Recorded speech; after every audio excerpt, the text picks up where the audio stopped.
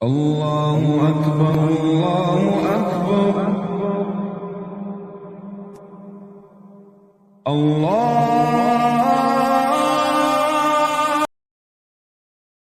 الحمد للہ رب العالمین والعاقبۃ للمتقین والصلاة والسلام علی رسولہ الکریم۔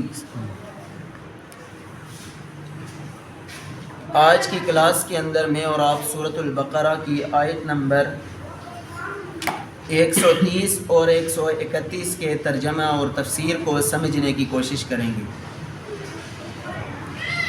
گزشتہ آیات مبارکہ کے اندر اللہ رب العالمین نے سیدنا ابراہیم علیہ السلام کی دعاؤں کا تذکرہ کیا۔ آج کی جو آیات مبارکہ ہیں، ان آیات مبارکہ کے اندر اللہ رب العالمین نے سیدنا ابراہیم علیہ السلام کی شخصیت اور ان کی ملت اور ان کے دین کو مجھے اور آپ کو بطور نمونہ اس کو پیش کیا ہے کہ وہ میرے اور آپ کے لیے نمونہ ہے۔ اللہ رب العالمین فرماتے ہیں وَمَن يَرْغَبُ، اور کون ہے جو بے رغبتی اختیار کرے۔ یہاں پر یرغبو یہ فعل مضارع کا صیغہ ہے، اور فعل مضارع کے اندر دو معنی پائے جاتے ہیں، ایک حال کا معنی یعنی جو موجودہ زمانہ چل رہا ہوتا ہے، اور ایک آنے والا زمانہ، دو وقت اس کے اندر پائے جاتے ہیں۔ اور اس کا معنی جو ہوتا ہے وہ ہوتا ہے رغبت کرنا، کسی چیز کی رغبت کرنا، یہ اس کا معنی ہوتا ہے۔ لیکن یہاں پر میں نے اور آپ نے معنی کیا ہے بے رغبتی۔ کیوں جی قاری صاحب؟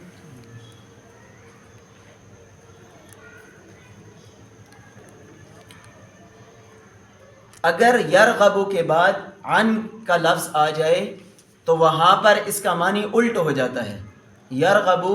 کے بعد اگر عن صلہ واقعہ ہو جائے اس جملے کے بعد یا اس حرف کے بعد، تو عن جب آئے گا تو اس وقت اس کا معنی رغبت کرنا نہیں ہو جائے گا بلکہ الٹ ہو جائے گا، بے رغبتی کرنا۔ ایک معنی تو یہاں پر یہ ہے وَمَن يَرْغَبُ عَن مِلَّتِي، اور کون ہے جو بے رغبتی اختیار کرے ابراہیم علیہ السلام کی ملت سے۔ اور دوسرا اس کا معنی یہ ہے کہ من یہاں پر نفی کے معنی میں استعمال ہوگا، کیونکہ جب من شروع کے اندر ہو اور آگے الا کا استعمال ہو تو من کا معنی نفی کے اندر چلا جاتا ہے، اور نہیں کوئی بے رغبتی اختیار کرے گا ابراہیم علیہ السلام کی ملت سے،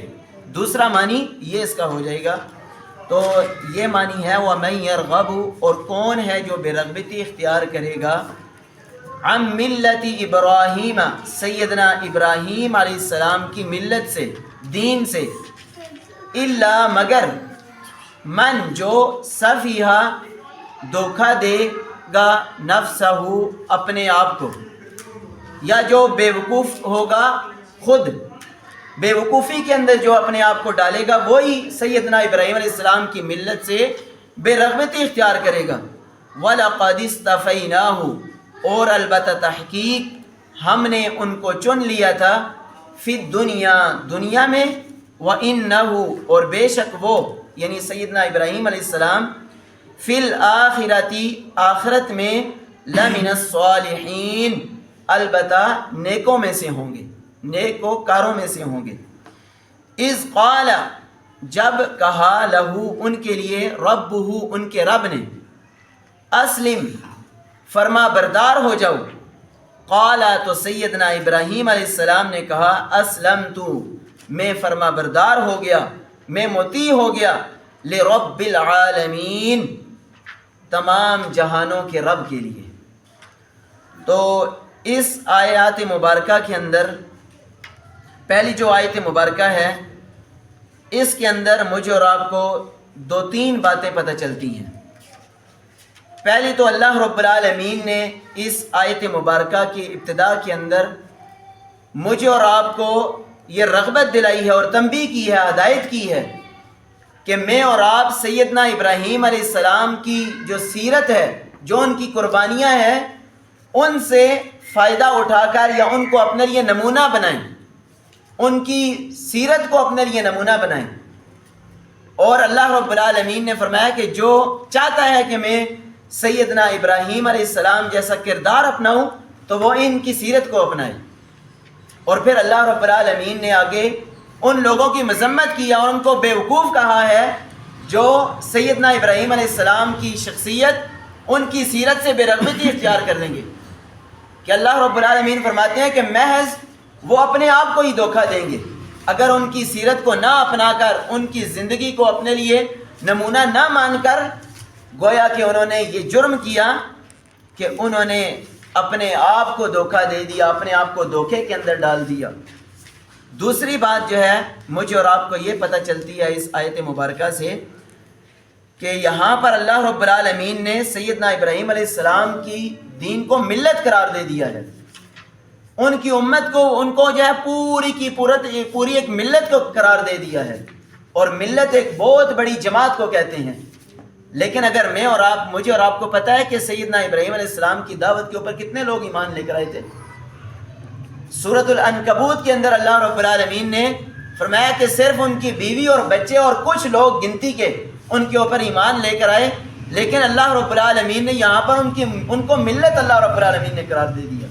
کہ وہ پوری ایک جماعت تھی، پوری ایک ملت تھی سیدنا ابراہیم علیہ السلام کا دین۔ تو یہاں سے مجھے اور آپ کو ایک مسئلہ یہ بھی پتہ چلتا ہے کہ اللہ رب العالمین کے ہاں تعداد کا کوئی جو ہے مقام اور مرتبہ نہیں ہے، کہ اگر دیکھ لیں کہ یہاں پر اللہ رب العالمین نے سیدنا ابراہیم علیہ السلام کے دین کو، ان کی امت کو ملت قرار دے دیا، اور ان کے اوپر ایمان کتنے لے کر آئے؟ گنتی کے چند لوگ، جو سورۃ العنکبوت کے اندر اللہ رب العالمین نے بیان فرمایا۔ تو یہاں پر مجھے اور آپ کو پتہ چلتا ہے کہ اللہ رب العالمین کے ہاں کثرت اور قلت کا کوئی اعتبار نہیں ہے۔ اگر ایک طرف 2 آدمی ہیں، ایک طرف 10 ہیں، اگر 2 صحیح چل رہے ہیں تو اللہ رب العالمین کو ان 10 کے مقابلے کے اندر یہ 2 زیادہ محبوب ہیں، اور یہ قیامت والے دن اللہ رب العالمین نے اس بات کو نہیں قبول کرنا کہ اے اللہ رب العالمین فلاں جگہ پہ فلاں چیز کے اوپر زیادہ لوگ جو ہے کثرت کے ساتھ عمل کر رہے تھے لہٰذا میں بھی اس لیے ادھر چلا گیا۔ نہیں، اللہ رب العالمین نے یہ بات قابل قبول اور قبول نہیں کرنی۔ تیسری مجھے اور آپ کو اس آیت مبارکہ سے جو بات پتہ چلتی ہے کہ وَلَقَدِ اسْتَفَيْنَاهُ فِي الدُّنْيَا وَإِنَّهُ فِي الْآخِرَةِ لَمِنَ الصَّالِحِينَ، کہ اللہ رب العالمین فرماتے ہیں کہ سیدنا ابراہیم علیہ السلام کو ہم نے دنیا کے اندر بھی چن لیا تھا۔ کیسے؟ کہ ان کو مقام اور مرتبہ دیا، ان کو نبی بنایا، اور ایسے ان کو مقام اور مرتبہ اور امامت دی کہ ان کے جو غیر تھے، دشمن تھے، وہ بھی ان کے دشمن ہونے کے باوجود ان کی جو شخصیت، ان کے کردار، ان کی قربانیوں کو سرانے کے بغیر نہ رہ سکے، وہ بھی تعریف کرتے چلے گئے۔ اور یہی بات ہے کہ مفسرین کرام نے لکھا ہے کہ یہودی اور عیسائی بھی سیدنا ابراہیم علیہ السلام کی شخصیت کو مانا کرتے تھے، معتبر سمجھا کرتے تھے، اور مشرکین عرب جو اللہ کے نبی صلی اللہ علیہ وسلم کے دور کے اندر مشرکین تھے، ان کے ہاں بھی سیدنا ابراہیم علیہ السلام کی شخصیت معتبر سمجھا جاتی تھی۔ اتنی جو ہے ان کو اللہ رب العالمین نے دنیا کے اندر مقام اور مرتبہ دیا، اور قرآن پاک نے بھی ان کے تعریف کے انبار لگا دیے۔ کہیں پہ اللہ رب العالمین فرماتے ہیں وَاذْكُرْ فِي الْكِتَابِ إِبْرَاهِيمَ إِنَّهُ كَانَ صِدِّيقًا نَبِيًّا، کہیں پہ اللہ رب العالمین فرماتے ہیں سلام علی ابراہیم، اے ابراہیم علیہ السلام آپ کے اوپر سلامتی ہو اپنے رب کی طرف سے۔ کہیں پہ اللہ رب العالمین فرماتے ہیں وَفَدَيْنَاهُ بِذِبْحٍ عَظِيمٍ، کہ اے ابراہیم علیہ السلام جو آپ نے ذبح کرنے والی قربانی اپنے بیٹے کو، بہت بڑا جگرا چاہیے اس کے لیے، اس قربانی کے لیے، لیکن اللہ رب العالمین فرماتے ہیں کہ اے ابراہیم میرے نبی تو نے بہت بڑی قربانی میرے لیے دی ہے، یہ ذبح کرنے والی۔ کہیں پہ اللہ رب العالمین فرماتے ہیں وَإِنَّهُ فِي الْآخِرَةِ لَمِنَ الصَّالِحِينَ، کہ یہ آخرت کے اندر بھی جو ہے نیکوکاروں میں سے ہوں گے۔ اور کہیں پہ اللہ رب العالمین فرماتے ہیں ابراہیم علیہ السلام ہم رہتی دنیا تک آپ کا تذکرہ باقی رکھیں گے۔ کس لیے؟ کہ ان کی قربانیوں کی وجہ سے، جو انہوں نے عظیم قربانیاں، اللہ رب العالمین جو بھی قربانی مانگتے رہے وہ سرخم اس کو تسلیم کرتے ہوئے پوری کرتے چلے گئے۔ وَإِنَّهُ فِي الْآخِرَةِ لَمِنَ الصَّالِحِينَ، اور آگے اللہ رب العالمین فرماتے ہیں کہ آخرت کے اندر بھی ان کی شخصیت نیکوکاروں کے اندر شمار ہوگی۔ اور اسی وجہ سے اللہ کے نبی صلی اللہ علیہ وسلم نے فرمایا، صحیح بخاری کی روایت ہے کہ سیدہ عائشہ صدیقہ رضی اللہ عنہا فرماتی ہیں کہ جب اللہ کے نبی صلی اللہ علیہ وسلم نے فرمایا کہ قیامت والے دن تمام لوگ، عورتیں بھی مرد بھی برہنہ ہوں گے۔ تو سید عائشہ صدیقہ رضی اللہ تعالیٰ سوال کرتی ہیں کہ کیا ہم ایک دوسرے کو اس وقت دیکھیں گے نہیں؟ شرم و حیا نہیں ہمیں آئے گی؟ تو آپ صلی اللہ علیہ وسلم نے اس وقت فرمایا تھا کہ عائشہ اس وقت تو یہ عالم ہوگا سختی کا کہ ایک دوسرے کو دیکھنے کا ٹائم ہی نہیں ملے گا، اتنا وہ سختی والا دن ہوگا۔ اور واقعی اگر قرآن پاک کا میں اور آپ مطالعہ کریں تو اللہ رب العالمین نے اس دن کی منظر کشی کی ہے اپنی کلام پاک کے اندر۔ کہیں پہ اللہ رب العالمین فرماتے ہیں کہ یا ایھا الناس اتقوا ربکم ان زلزلۃ الساعۃ شیء عظیم، کہ اے لوگو، اے پوری کی پوری انسانیت اس دن سے ڈر جاؤ جس دن کا زلزلہ بہت بڑی چیز ہے، معمولی چیز نہیں ہے۔ یوم ترونها تذہل کل مرضعۃ عما ارضعت، اے نبی صلی اللہ علیہ وسلم آپ اس دن دیکھیں گے کہ ایک دودھ پلانے والی اپنے بچے کو دودھ پلا رہی ہوگی، لیکن قیامت کی سختی کو، قیامت کے منظر کو دیکھ کر اپنے بچے کو دودھ پلانا چھوڑ دے گی۔ اور آگے اللہ رب العالمین فرماتے ہیں کہ آپ دیکھیں گے کہ ایک حاملہ اس قیامت کی سختی کو، منظر کو دیکھ کر جو ہے اپنا حمل گرا دے گی۔ وَتَرَى النَّاسَ سُكَارَىٰ وَمَا هُمْ بِسُكَارَىٰ، اے نبی صلی اللہ علیہ وسلم آپ اس دن لوگوں کو نشے کی حالت کے اندر دیکھیں گے، لیکن وہ نشے کی حالت کے اندر نہیں ہوں گے۔ وَلَٰكِنَّ عَذَابَ اللَّهِ شَدِيدٌ، اس دن واللہ رب العالمین کا سخت عذاب ہوگا۔ تو اس وقت اللہ کے نبی صلی اللہ علیہ وسلم نے دوسری روایت کے اندر فرمایا کہ کچھ لوگوں کو اللہ رب العالمین سب سے پہلے لباس پہنائیں گے اس دن، اور ان لوگوں میں سے ایک سیدنا ابراہیم علیہ السلام بھی ہوں گے۔ آپ صلی اللہ علیہ وسلم نے فرمایا کہ قیامت والے دن سب سے پہلے سیدنا ابراہیم علیہ السلام کی ذات کو، شخصیت کو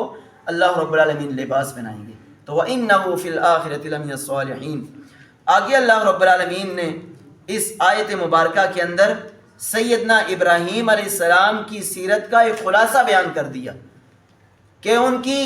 جو ہے قربانیوں کا ایک خلاصہ بیان کیا، کہ وہ کیا خلاصہ ہے کہ اللہ رب العالمین فرماتے ہیں کہ جب بھی میں ان سے کہتا کہ اسلم، اے ابراہیم علیہ السلام جھک جاؤ، مطیع اور فرما بردار ہو جاؤ، تو وہ اس وقت کہتے تھے اسلمت لرب العالمین، میں اللہ رب العالمین کے لیے مطیع اور فرما بردار ہو گیا، جھک گیا اللہ رب العالمین کے سامنے، میں اپنے آپ کو سر خم جو ہے جھکا لیا میں نے اللہ رب العالمین کے سامنے۔ تو یہ اللہ رب العالمین نے ان کی شخصیت کا ایک خلاصہ بیان کیا کہ اگر تم بھی چاہتے ہو ان کو نمونہ مان کر ان کی زندگی کو، ان کو اپنانا چاہتے ہو ان کی زندگی کو، تو پھر جس طرح وہ جھکے اس طرح تم بھی جھک جاؤ۔ جس طرح اللہ رب العالمین جہاں پر تمہیں جھکنے کا حکم دیتے ہیں تم بھی جھک جاؤ، جہاں پر اللہ رب العالمین تمہیں رکنے کا حکم دیتے ہیں تم بھی رک جاؤ، جہاں پر اللہ رب العالمین تمہیں جو شریعت اسلامیہ، اسلام کی جو ہے جو بھی تمہاری رہنمائی اسلام کرتا ہے اس حوالے سے تم مکمل فرما بردار ہو جاؤ۔ اگر تم سیدنا ابراہیم علیہ السلام کی سیرت کو اپنانا چاہتے ہو تو اللہ رب العالمین سے دعا ہے کہ اللہ رب العالمین مجھے اور آپ کو عمل کرنے کی توفیق عطا فرمائے۔ آمین وآخر دعوانا ان الحمد للہ رب العالمین۔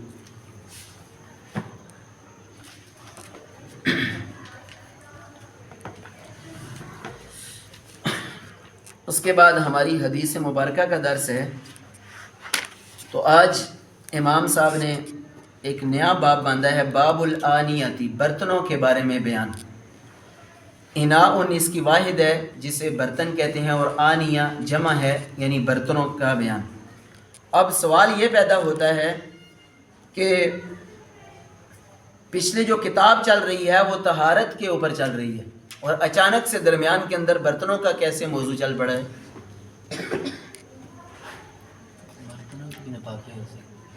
جزاک اللہ خیر۔ برتن جس میں عمومی طور پر میں اور آپ طہارت حاصل کرتے ہیں،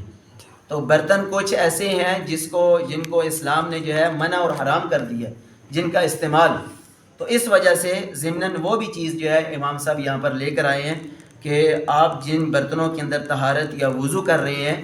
حاصل کر رہے ہیں طہارت، تو اس وقت جو ہے اس برتن کو بھی دیکھا جائے گا کہ آیا کہ اسلام نے اس برتن کے استعمال کرنے کو کہا ہے یا ناجائز کیا ہے۔ تو اس حوالے سے سب سے پہلے حدیث مبارکہ سیدنا حذیفہ بن یمان رضی اللہ تعالیٰ عنہ اس حدیث کے راوی ہیں۔ تو سیدنا حذیفہ بن یمان، یہ حذیفہ تسخیر کے ساتھ ہے، تو ان کی کنیت ابو عبداللہ ہے، اور یہ اللہ کے نبی صلی اللہ علیہ وسلم نے ان کو رازدار رسول صلی اللہ علیہ وسلم کا لقب دیا تھا۔ اللہ کے نبی صلی اللہ علیہ وسلم کے بعض راز ان کو علم کے اندر تھے، اور یہ وہ صحابی ہیں کہ جو اللہ کے نبی صلی اللہ علیہ وسلم سے قیامت سے پہلے آنے والے فتنوں کے بارے میں سوال کثرت کے ساتھ کیا کرتے تھے۔ یہ کہتے تھے کہ باقی صحابہ کرام اپنے معاملات کو ڈسکس کیا کرتے تھے، لیکن میں واحد صحابی تھا کہ اللہ کے نبی صلی اللہ علیہ وسلم سے میں آنے والے وقتوں کے اندر جو فتنے آنے والے ہیں ان کے بارے میں اللہ کے نبی صلی اللہ علیہ وسلم سے سوال کیا کرتا تھا، اور کثرت کے ساتھ جو فتنوں کے بارے میں علم ہے وہ انہی صحابی کے پاس تھا۔ تو یہ 35 یا 36 ہجری کے اندر انہوں نے وفات پائی ہے مدائن کے اندر، سیدنا عثمان غنی رضی اللہ عنہ کی شہادت کے 40 دنوں کے بعد ان کی وفات ہوئی ہے۔ تو یہ فرماتے ہیں قال رسول اللہ صلی اللہ علیہ وآلہ وسلم، رسول اللہ صلی اللہ علیہ وسلم نے ارشاد فرمایا لا تشربوا فی آنیۃ الذہب والفضہ، کہ تم نہ پیو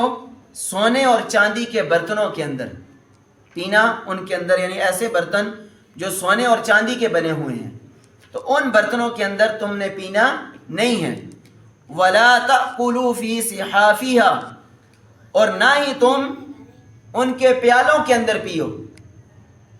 اور آگے فرمایا فإنہا، پس بے شک یہ پیالے، لہم، کن کے لیے ہے؟ اس دنیا کے اندر، فی الدنیا، یہ مشرکین کے لیے ہے، غیر مسلموں کے لیے ہے، جو اللہ رب العالمین کے باغی ہیں، اللہ رب العالمین کے جو دشمن ہیں، اللہ رب العالمین نے ان کے لیے یہ دنیا کے اندر بنائے ہیں، وہ اس کے اندر جو ہے کھا پی سکتے ہیں۔ وَلَكُمْ فِي الْآخِرَةِ، اور تمہارے لیے اللہ رب العالمین نے آخرت بنا رکھی ہے،